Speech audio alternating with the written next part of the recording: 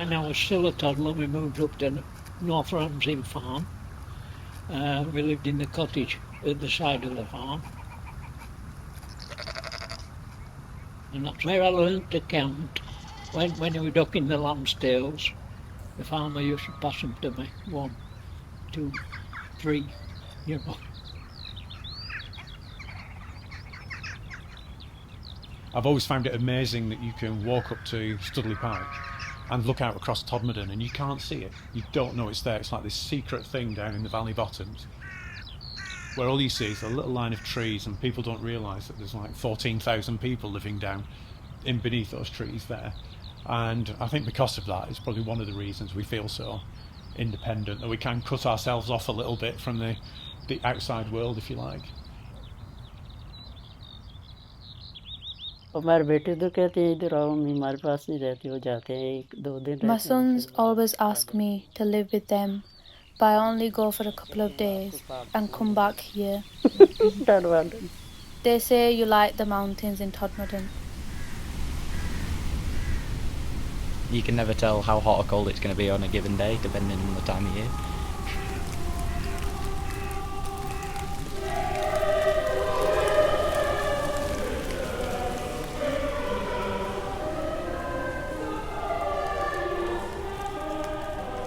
We have clean air now, and we didn't have. We used to have fog and smogs when I was little.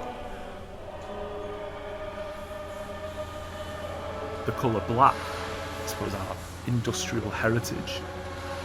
Many of the buildings, the old sandstones, have stained really with soot. It's still here. My parents came from Eastern Europe. Father from the Ukraine and my mother from Poland.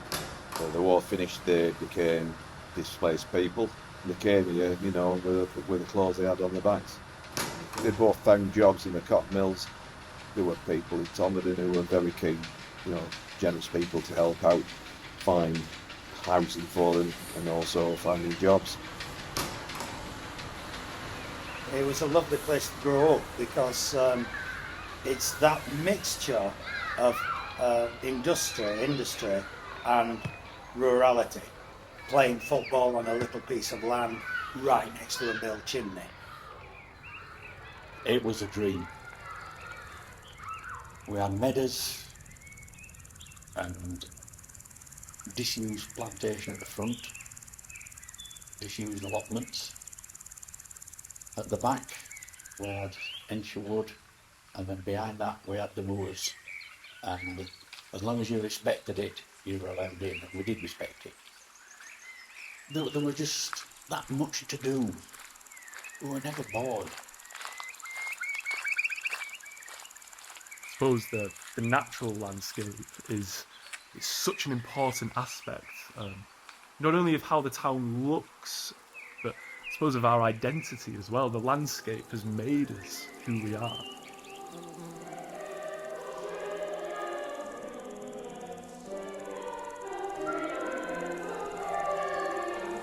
Well, I had to leave school, although I was doing well at the grammar school, so I had to leave at 15.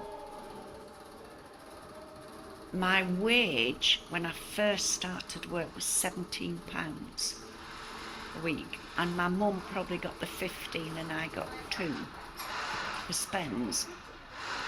And it was sewing blankets, it was piecework, so if you didn't work, you didn't. And we started at 7:30 in the morning till 4:30. That period just after the war was very much still a man's world. It didn't matter, I was only a girl. I mean, they just thought, you know, they'll leave schoolwork a bit, you get married and that'll be it, you know. But no, some others would have liked something else. But you didn't get the chance for it, no. Not unless you'd a very forward-looking father. So it was either the mill or the sewing shop to get something. So I went in the sewing shop because I could sew a bit, so I went into there making trousers.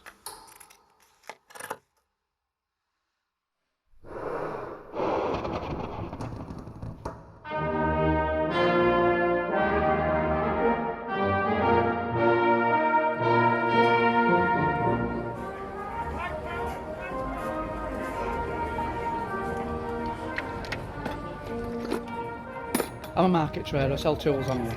Been on here for 22 years. So, great place to come, I won't go anywhere else. The busiest little market going in the whole of Calderdale. Can't beat it. We'll even do you the deal, madam. We'll do you 2 for £1. How's that? But when I was a kid, I used to wear clogs. Well, I used to wear clogs. But there used to be a clogger in just up the road here near the market. And he measured my feet and he put a block of wood and carved round it. This is them of yours now, and he put them in a little cupboard. He said, "Have you ever gone for new clogs, them of your clogs?" The shop's pulled down now, it's a bus station now.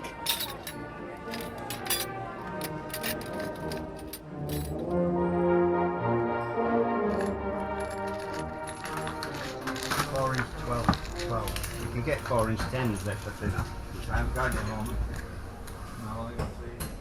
When it first started, all we sold were tinware, clog irons and stuff like that, but now it's moved on. Got a bit of everything.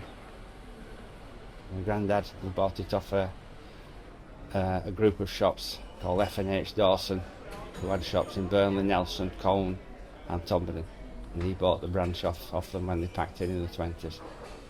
At this time of year I'm selling a lot of mouse traps. In winter it's candles, but overall, all year round, I sell single and double picture-ups and I sell loads of them.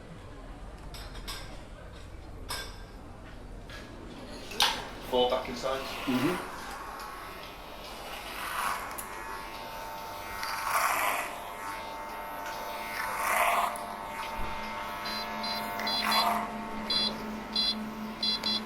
Definitely creamy and crumble Lancashire are our most popular. I think I've only run out of them once. We sell the Tod cheeses, they're made by Carl. A red crunch, what's only made for us, it's a red Leicester.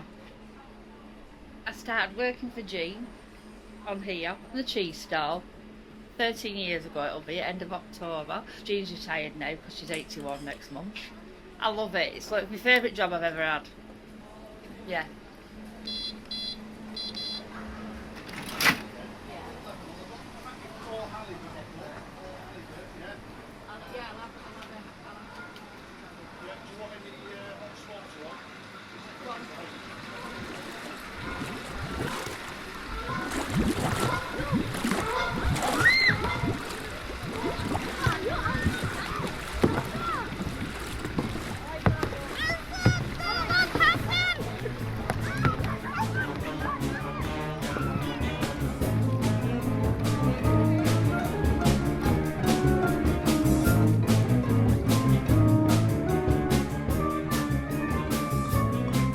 I can tell you a bit about Incredible Edible, and it started as a response to the bankers' crisis and the lack of infrastructure for the voluntary sector and a fragile world and people not thinking about the environment. So we thought we'll do something, anything that would make Todmorden a kinder, greener, stronger, more connected town. So we started.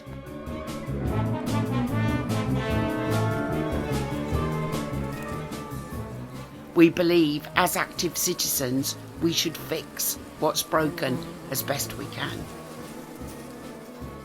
And our calling card is growing food in public places so anybody can pick it. We're reconnecting people with the soil, with the seasons, with the birds, the bees, the insects.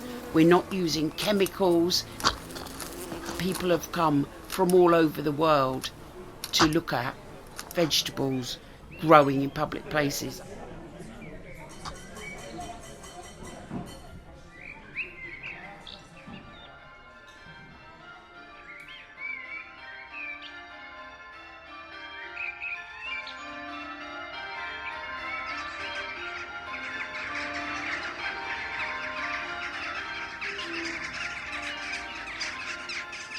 Platform 1 for the 1301 Northern service to Manchester Victoria. Calling at Rochdale and Manchester Victoria.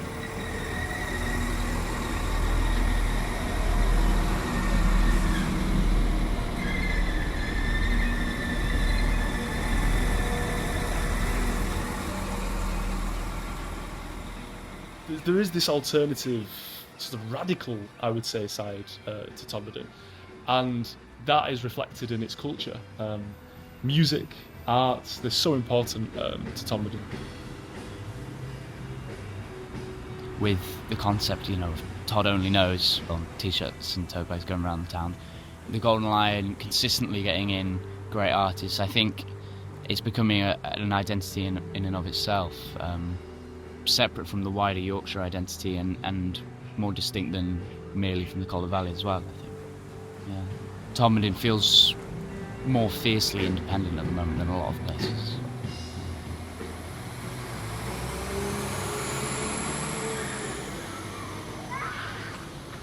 Todmorden has one particular great strength, and that is its community. It's from the ground upwards, doing things ourselves.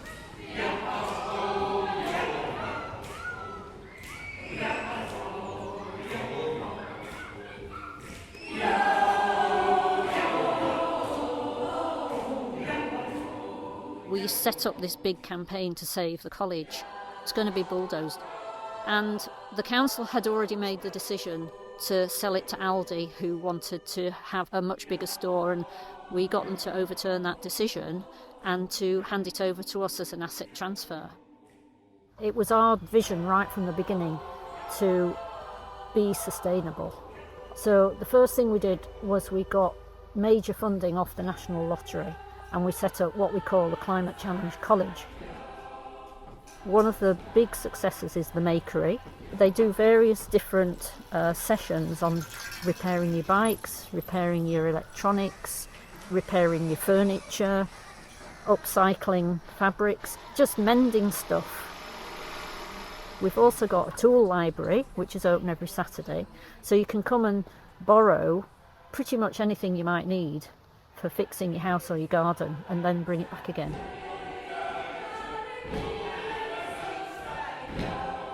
Well, we had 3 cinemas in Todmorden. There was the Olympia, where you saw the better films, and then there was the Hippodrome. Monday nights we used to go down to the comedians, all the Laurel and Hardy and Old Mother Riley. Then there was another cinema up Cornwall, and they showed all the Western films that were never allowed up there. You had to go on the bus up there.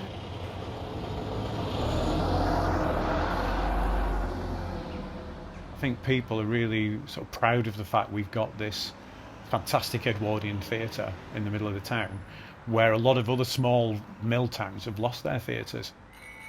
We've been here since 1908. The Hippodrome, it very nearly closed down several times in its life. The Operatic Society and the players joined together, formed a new society and bought the building in 1986. If that hadn't have happened, it would have been demolished, replaced with a block of flats, a little car park, whatever it would have become. Colder than here. The last play we did finished last week, but we're now rehearsing for Joseph. We're building a stage set for it. I'm playing the Pharaoh. The Pharaoh in Joseph is an Elvis impersonator character. It's been a really fun character to play, and it's been really interesting to try something this new. We do all our own costumes and design work, and we have lots of volunteers who enjoy that side of it. Everything that goes into every single production, everything that goes on behind the scenes. The theatre is just such a special place. I love it to bits. Yeah, there's always a buzz here. It's always busy.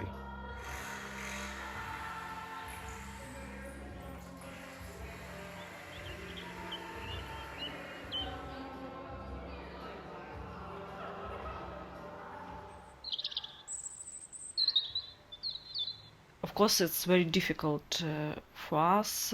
Wake up 24th February at 5 o'clock with bombs, and nobody understand what happened.